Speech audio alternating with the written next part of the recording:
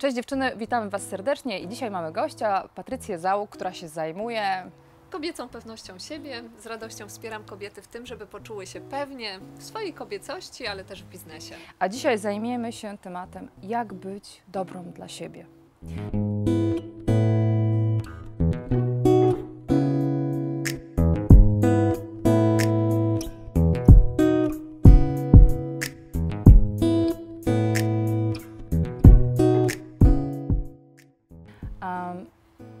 Ktoś pomyśli, no przecież jesteśmy dobre dla siebie. A ja mam takie trochę doświadczenie, że nie do końca. Z mojego doświadczenia biznesowego, jak zatrudniam kobiety, współpracuję z nimi albo współpracuję z przedsiębiorcami, trochę zauważyłam, że nie mówimy o sobie dobrze, nie znajdujemy dla siebie wystarczająco dużo czasu i nie jesteśmy dla siebie ważne. Nie? Mam rację? Tak, to bardzo często tak jest, że ja też spotykam mnóstwo kobiet i to jest czasami takie ogromne zderzenie, że siedzi przede mną kobieta, która jest śliczna, która jest mądra, która ma dużo sukcesów zawodowych i zaczyna o sobie mówić. I jak mówi o sobie, to niekiedy ten obraz jej to jest jakiś w ogóle obraz zupełnie innej osoby. To jest tak, jakby w lustrze widziała po prostu w pewnym sensie siebie właśnie w takim krzywym zwierciadle, że mamy tyle takich różnych negatywnych przekonań na swój temat, że my jesteśmy niewystarczająco dobre, że my sobie nie damy rady. I niestety, jeżeli w taki sposób myślimy o sobie, to bardzo negatywnie na nas wpływa. To ja też moich dzieci tego uczę, że jak mówisz o sobie źle, to inni też będą o tobie źle myśleć. Tak. No bo po prostu to jest tak, że my podpowiadamy w pewnym sensie to, czym mają, jak mają o nas myśleć inne i komunikować się z tak. nami, tak? I jak mówimy na przykład, bo ja się zawsze spóźniam, to potem ktoś myśli sobie, no to jest ta Patrycja, która się zawsze spóźnia. Moja koleżanka kiedyś powiedziała, jestem głupia, bo nie umiem Excela. Zmroziło mnie i powiedziałam, proszę Cię, nie mów więcej o sobie takich rzeczy. I to jest piękne, o czym mówisz. Ja właśnie w jednej z moich książek opisałam taką historię Zuzy. I ona opowiadała o takim momencie, kiedy ona właśnie słyszała, jak inne kobiety mówią o sobie źle i zaczęła wyłapywać to, że zaczęła właśnie dokładnie powiedziała to tak samo, jak Ty teraz powiedziałaś, że ją to mroziło, że inna kobieta mówi o sobie źle i to dla niej był taki moment właśnie, kiedy ona odkryła, że ona jest tak naprawdę już po drugiej stronie. Że ona to zrozumiała. Tak. I kontroluje to, jak mówi, jak wypowiada, jak się traktuje. I że przede wszystkim ona już chce dla siebie być dobra i chce myśleć o sobie pozytywnie, bo to jest, wiecie, ja myślę, że to, że my mówimy o sobie źle, że kobiety mówią o sobie źle, że to jest wyraz nie dlatego, że wiecie, że my tak chcemy, to jest to, że po prostu my mamy takie myśli w głowie na swój temat. I teraz chodzi o to, żeby oczyszczać te myśli. No dobrze, jak mówię o sobie, że jestem, nie wiem, niewystarczająco inteligentna, żeby czymś się zająć, to co powinnam zrobić? No to po pierwsze zobaczyć, że to jest nieprawda, bo taka myśl, że jestem niewystarczająco inteligentna, żeby czymś się zająć, prawdopodobnie to jest myśl, którą usłyszałaś kiedyś od swojego, mówię o kobiecie, która by miała taką myśl, że usłyszała pewnie od swojego taty, czy od mamy, albo od jakiejś nauczycielki w szkole. I teraz chodzi o to, żeby zrozumieć, że to, co myślimy o sobie takiego negatywnego, że bardzo często to w ogóle nie jest prawda o nas, że to jest tylko właśnie jakieś stare przekonanie, którego my się nauczyłyśmy, ale one w ogóle nie musi mówić tego, co jest naprawdę. Tak. Prawda. I teraz chodzi o to, żeby stworzyć właśnie dystans między taką pełną wiarą w to przekonanie, że ja jestem niewystarczająco inteligentna, żeby sobie na przykład dać radę i zacząć sobie przywoływać różne takie przykłady. No dobrze, tu sobie dałam radę, tam sobie dałam radę, no to może... Czyli doświadczenie. Tak, wcale nie jest tak, że ja jestem taka niewystarczająco inteligentna, bo może się okazać, że jak zaczniemy badać, to będzie tak, jak często to się dzieje z moimi klientkami, które przychodzą i mówią na przykład, no ale właściwie ja nie mam żadnego doświadczenia w tym, co chcę zrobić, bo na przykład kobieta chce się przebranżowić, nie? 10 lat pracowała jako menadżer, chce zacząć pracować z ludźmi i ona mówi, że ona nie ma żadnego doświadczenia. To jak ma o sobie dobrze myśleć, żeby się do tego nadawała? No tak, ale chodzi o to właśnie, że tak naprawdę ona ma ogromne doświadczenie, bo jeżeli ktoś pracował przez 10 lat jako menadżer i współpracował z ludźmi, to znaczy, że ma ogromny potencjał. Czyli nie widzi tego. Tak, nie widzi. I właśnie chodzi o to, że czasami potrzebujemy też właśnie takiego lustra. Potrzebujemy kogoś, kto powie, wow, ale przecież ty tak naprawdę to fantastycznie to potrafisz. Więc to jest właśnie jedna rzecz, że tak naprawdę chodzi o to, żeby gdzieś stworzyć takie, żeby zacząć podważać te różne takie negatywne przekonania, które my mamy na swój temat i zacząć wierzyć, że my zasługujemy po prostu na dobro. Bo ja myślę, że kobiety często tego nie mają, w sensie nie mają właśnie takiego poczucia, że one zasługują. Nie wiem, czy też się z tym jakoś spotkałaś. Wiesz co, no to jest moim zdaniem kwestia wychowania, kwestia też otoczenia znowu. Jakie komunikaty słyszymy. Jeżeli ktoś ciągle słyszy od otoczenia, że się do czegoś nie nadaje, no to trudno wierzyć w to, że się do tego nadaje. Jeżeli ktoś jest przekonany, że jest brzydki, no to jak odczarować tą jego głowę i powiedzieć, ale jesteś piękna. No właśnie, jakby miała dobrą, wspierającą przyjaciółkę, która powiedziała, ale jesteś cudowna, tak? Bo masz to piękne, tamto piękne, jesteś wspaniałym człowiekiem na przykład. To ja uważam, że, ale to są takie rzeczy trochę, których my nie słyszymy o sobie, nie? Ludzie nie mówią o sobie takich rzeczy, nie? To jest też chyba nasz taki polski problem, że my nie potrafimy powiedzieć o sobie, dobrze, wieszcie co, i teraz mi się przypomniała taka sytuacja, wczoraj odprowadzam dziecko do szkoły i słyszę na korytarzu mamę, która żegna dziecko i mówi do tego dziecka, kocham cię. A ja tak. Trochę byłam zaskoczona, nie? Pamiętaj, że cię kocham, nie? I ja mówię, czy to jest moment na to, żeby mówić dziecku, że się go kocha? Właśnie tak, nie? Dlaczego mamy nie mówić dziecku, że się go kocha, nie? A ja miałam pierwsze taką myśl, kurczę, a może za bardzo wylewnie, przecież można w domu, można w samochodzie, można jak się żegnasz.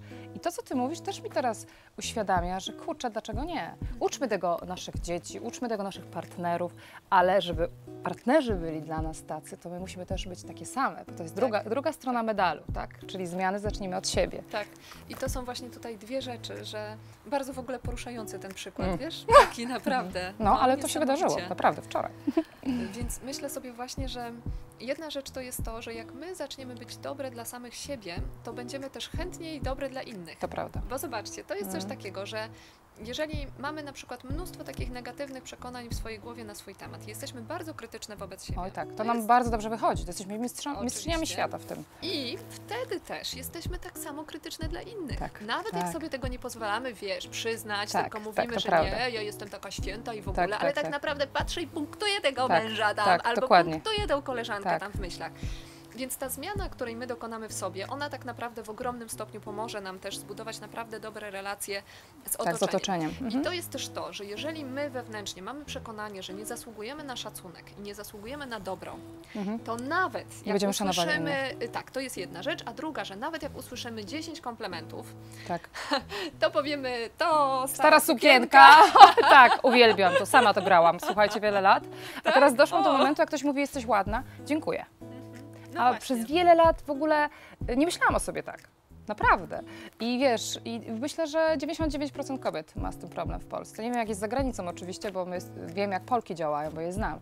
Natomiast, no, bo nie słyszałam nigdy o tym w domu, tak? tak. Bo to nie był temat, na który się rozmawiało, tak? Więc wydaje mi się, że dom dużo zrobił, natomiast nasza świadomość tu i teraz pomaga nam, wiesz, pomoże nam dokonać zmian, ale trzeba posłuchać mądrych ludzi, trzeba popracować nad sobą, trzeba się zastanowić, bo to zatrzymanie się jest kluczowe w takich aspektach. No i potem praca, nie? Tak, dokładnie.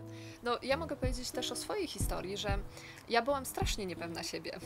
Pewna, niepewna teraz, a teraz uczysz pewności siebie. A teraz uczę pewności siebie. Dlaczego? Właśnie dlatego, Zrozumiałaś.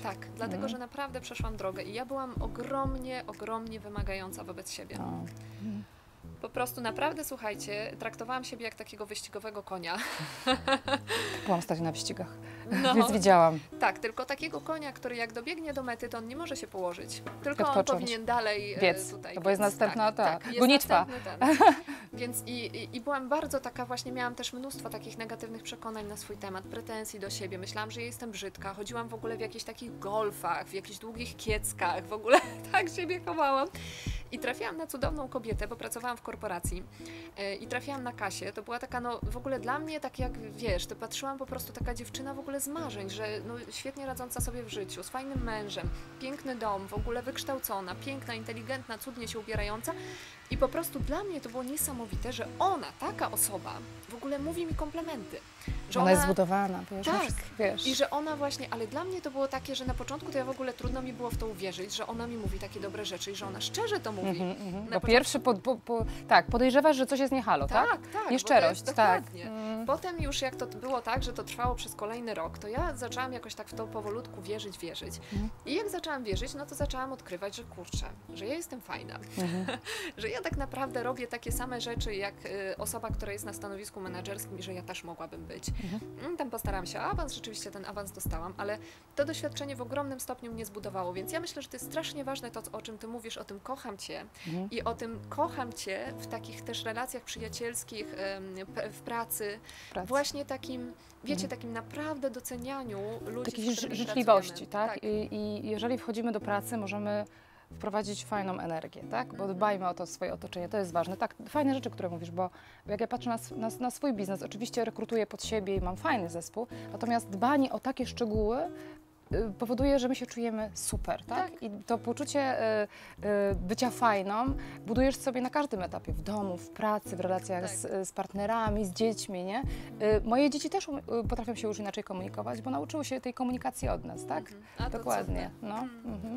No to teraz tak, żeby dać wam takie konkretne, myślę, dziewczynom, takie konkretne wskazówki, jak można, od czego można w ogóle, wiecie, zacząć to bycie dla siebie dobrą. I ja myślę, że pierwsza rzecz to jest to, o czym my mówimy, czyli wiecie, szacunek dla siebie. Że to jest w ogóle taka podstawowa rzecz.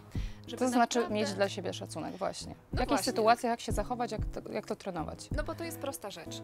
Jak okazujemy szacunek drugiej osobie? Na przykład, powiedzmy, że przychodzisz do mnie i masz ciężki moment i jest ci smutno. To jak ja bym ci okazała szacunek? No wysłuchałabym cię, pogłaskałabym, zapytałabym, co się wydarzyło, czemu ci tak jest, nie? Czy zrobić ci herbatę? Czy zrobić ci Na herbatę? przykład. Dokładnie. I teraz analogiczna sytuacja, kobieta sama ze sobą, nie? Jest mi smutno. No to posprzątam. No to posprzątam, no to będzie mi wesoło. Będę Nie? zarobiona generalnie. Albo to pójdę się napić alkoholu, nie? to I też ucieknę droga na od skróty. siebie. Dokładnie, nie? Albo nawrzeszczę na niego, nie? I tak Bo jest mi naprawdę, źle. Tak, bo jest mi źle. I tak naprawdę nie wysłucham siebie, nie zapytam siebie, to kochana, czego ty potrzebujesz? Dlaczego ci jest źle? Tak, dlaczego się ci wydarzyło? jest źle? Co straciłaś albo co się nie wydarzyło, na co czekałaś? Czemu jest ci tak, jak ci jest? I teraz czego potrzebujesz tu i teraz dla siebie? Jak ja mogę zadbać o ciebie? Ja mówię, że właśnie to okazywanie sobie szacunku to jest właśnie coś takiego, żeby sobie uzmysłowić, że w każdej z nas jest taka mała dziewczynka, którą kiedyś byłyśmy. Taka, czy mała Iza, mała Patrycja i że żeby mieć cały czas w pamięci ten obraz, że to małe dziecko w nas, właśnie ta nasza wrażliwa, taka delikatna część, ono potrzebuje opieki, potrzebuje czułości, potrzebuje właśnie Atencji, tego, żeby zapytania się, tak. Co brać ci pod jest? uwagę. Tak, fajne to. Dobrze, to jest pierwsza rzecz, czyli mieć szacunek dla siebie, czyli mieć czas zapytać się, zaopiekować się sobą Dokładnie trochę, tak? tak. No Dokładnie. to pięknie to nazwałaś właśnie, dokładnie.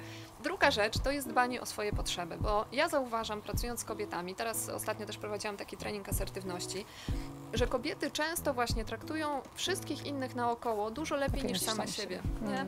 I to jest to, wiecie, że to jest w takich bardzo drobnych sprawach. Na przykład to, że jak mi się chce pić, to ja nie pójdę, nie wstanę od tego biurka, żeby sobie zrobić tej herbaty czy wziąć wody, tylko mówię sobie, że za pół godziny albo za godzinę, a potem zapominam. Ja mogę powiedzieć tutaj otwarcie, że ja dbam o swoje potrzeby, dojrzałam do tego, żeby dbać o swoje potrzeby, dojrzałam do tego, żeby być dla siebie ważną i wykrawam sobie w tym swoim dniu codziennym przestrzeń dla siebie, na bieganie, na samorozwój i czasami mi nie starcza czasu na pewne rzeczy, które inne kobiety robią. Zastanawiam się, czy to nie jest egoizm z mojej strony, czy ja nie przekraczam pewnej granicy, ale takiej wyznaczonej przez społeczeństwo, że matka, obiad na czas, że musi być wszystko tak, wiesz, jak w tradycyjnej polskiej rodzinie, bo u mnie tak nie jest. Dla mnie są inne wartości ważne. Nie ugotuję tego obiadu, takiego z 3 dań dla dzieci, to się przyznaję. Zrobię szybko makaron z pesto, moje dzieci są zachwycone, a ja w tym czasie zagram w grę planszową z młodym i co? I to jest moje. Ale wiem, że często spotykam się ze spojrzeniami kobiet dorosłych, dojrzałych, które mówią, jak to obiadu nie zrobiłaś? No nie zrobiłam, bo poszliśmy z dziećmi zjeść gdzieś na zewnątrz, albo mój mąż czasami gotuje, więc można chyba, ale wiesz co, mam takie przekonanie w głowie czasami, czy nie za dużo dla siebie. Wykrawam tego kawałka. Aż się po prostu cała uśmiecham, wiesz? Taka pewna siebie, nie? Jak o tym mówisz, bo to jest takie piękne, bo to jest, wiesz, twoje, to jest prawdziwe. To jest to, że wiesz, po prostu jak siedzę z tobą, to ja czuję, że ja siedzę z kobietą, która naprawdę siebie lubi, która wiesz, która wie, że ma prawo o siebie dbać, która wie, że może żyć po swojemu. I myślę sobie, że jak wiesz, spotykasz takie czasami krytyczne spojrzenia kobiet, że jak to ty nie zrobiłaś obiadu, to myślę sobie, że to jest dlatego, że te kobiety sobie nie pozwalają na to. Tak, aby to jest chciały. ich rola. To jest Tak, ich rola, to jest ich dokładnie. film. Tak, to jest ich rola. Natomiast zawsze twierdzę, że robię inne fajne rzeczy w życiu i wolę skupić się na tych rzeczach, w których jestem dobra. Ale to jest to, co ja też myślę sobie, że warto jest to wziąć pod uwagę. Ja na przykład sobie uświadomiłam w pewnym momencie, że ja nie chcę gotować. Że ja po prostu chcę zamawiać sobie takie po prostu jedzenie, które mi ktoś dowiezie. Dlaczego? Dlatego, że po prostu ja kocham robić to, co robię. Tak. Kocham prowadzić, wiecie, swój biznes, uwielbiam się dzielić z kobietami i po prostu szkoda jest mi czasu na to gotowanie. Mam ten sam problem. I wolę na to zarobić niż Dokładnie. po prostu ten. I że to też jest w porządku. Nie, oczywiście, że są, ja też myślę, że pewnie też są osoby w różnych życiowych sytuacjach, że nie zawsze możemy sobie na to pozwolić, nie? Ale myślę, że zawsze można znaleźć jakiś sposób. Wiecie, że najgorsze jest to, jak my mamy po prostu w głowie takie przekonanie, że my musimy. Że my po prostu musimy się poświęcać i my musimy wypełniać ten po prostu wzorzec matki Polki, uchetanej kobiety. A to się wszystko zmienia. Czyli dbać o siebie, mieć dla siebie przestrzeń, mówić o sobie dobrze.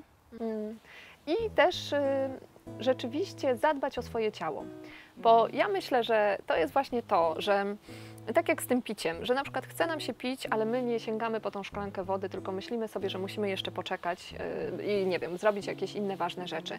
I właśnie poświęcamy się często właśnie dla pracy, bo myślimy, że ta praca jest najważniejsza. Ja myślę sobie, że w pracy spędzimy kilka lat życia. Zobaczcie, ze swoim ciałem Całe życie. jesteśmy całe życie. Swoje ciało, czyli sport, byś rekomendowała, żeby zadbać o siebie? Ja bym powiedziała, żeby w ogóle nastawić sobie taki radar uważności na ciało, bo my mamy często radar ustawiony tu, nie? Co ja myślę, co ja mam zrobić, co ja powinnam, jakie mam wymagania, co jest do zrobienia, etc., etc. To jest świetne, umysł to jest fantastyczne narzędzie, ale mądrze używane. Warto jest też właśnie, tak, dokładnie, zadbać o to, żeby też ciału dać naprawdę to, czego ono potrzebuje, bo ciało potrzebuje odpocząć. Ale mózg też potrzebuje odpocząć, my o tym nie wiemy. Dokładnie tak. To jest właśnie to. I rzeczywiście, żeby być taką uważną. I można sobie zrobić taką bardzo prostą praktykę, czyli 7 razy dziennie zatrzymać się i zapytać siebie, co ja teraz czuję w ciele i czego ja potrzebuję. I właśnie w taki prosty sposób zaczniemy być bardziej uważne na ciało. I na przykład, bo to jest tak, że na przykład mąż chce się z nami kochać. I kobiety często, ja widzę, bo też rozmawiamy o tym często na sesjach właśnie z pewności siebie, że kobieta nie ma od razu takiej jasności na przykład, czy ona chce, czy nie. Dlaczego? Dlatego, że nie ma takiego dobrego kontaktu z ciałem. A ciało tak naprawdę wie właśnie, czy my chcemy, czy nie chcemy. Tylko często jest tak, że pomimo, że ciało wie, czy my chcemy, czy nie chcemy, to głowa mówi musisz, nie? Bo to wpłynie niedobrze na relacje, jak ty na przykład tego nie zrobisz. Tak, dokładnie. Więc chodzi o to, że jak my pogłębimy ten kontakt z ciałem, zaczniemy na nie zwracać większą uwagę, to będziemy miały lepszą intuicję. Jak pójdziemy na rozmowę o pracę na przykład, to od razu będziemy wiedziały, czy ta praca jest dla nas, czy nie. Bo będziemy miały ten feeling, nie? Jak zatrudniamy nową osobę, jak jesteśmy dobrze przygotowane, zrobiłyśmy ten profil dokładnie, to już czujemy, nie? Tak. Czujemy, czy jest chemia, czy tej chemii nie ma. Po prostu wiemy, w którym kierunku pójść. Tak samo jak chcemy stworzyć własny biznes, wiemy, czy ten pomysł jest dla nas, czy nie. To wszystko jest właśnie dzięki naszemu ciału, więc warto jest po prostu o to ciało dbać. I czas dla siebie. I czas dla siebie. Czas dla siebie, który jest mega ważny. Z mojej perspektywy trudne to jest, na pewno. Natomiast od czego trzeba zacząć? Czy miałabyś jakieś ćwiczenie dla dziewczyn, żeby popracować nad tym byciem dla siebie dobrą? Mam ćwiczenie boskie. No, nie wątpię. To jest taki tygodniowy trening przyjemności. Szczególnie dla tych z Was, które są takie po prostu super wymagające, krytyczne wobec siebie i które oczekują po prostu, żeby były perfekcyjne we wszystkim. To jest, słuchajcie, naprawdę wyzwanie, więc potraktujcie to jak wyzwanie i zadanie. I chodzi o to, żeby przez cały tydzień robić przede wszystkim to, na co masz ochotę. Czyli pytać siebie, co jest dla Ciebie przyjemne. Tak, budzisz się rano, możesz siebie pogłaskać i myślisz sobie, no Patuniu, to na co Ty byś chciała sobie dzisiaj pozwolić? Trzeba iść do pracy.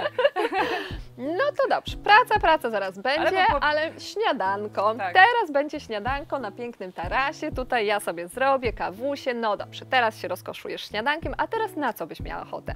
A w tej pracy, a może miałabyś ochotę sobie zrobić na przykład kawę i ją ładnie na jakimś w ładnej filiżance sobie zaparzyć. Czyli po prostu chodzi o to, dziewczyny, żeby siebie traktować przez cały ten tydzień po prostu jak królową. Rozpieszczać siebie i odważyć się na to.